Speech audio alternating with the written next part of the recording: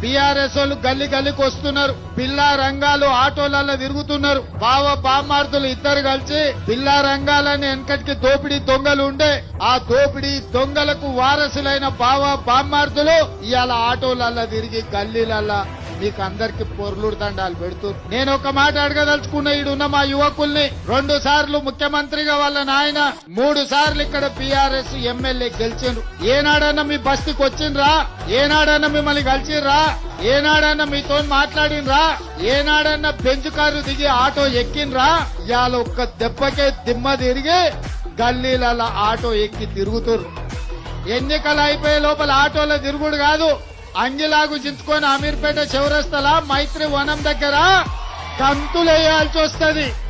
ఇవాళ ఈ ప్రాంతాన్ని మోసం చేసి ఈ ప్రాంత ప్రజలకు అన్యాయం చేస్తే మొన్న వచ్చిన వర్షంలా అంబేద్కర్ నగర్ లో మునిగిపోయిన ఇండ్లోళ్ళు మిమ్మల్ని ఒంగబెట్టి మెత్తగా గుద్దుతారని నేను చెప్పదలుచుకున్నా.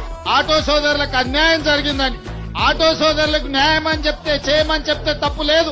మా ఆటో సోదరులను ఆదుకోవాల్సిన బాధ్యత మన మీద ఉన్నది.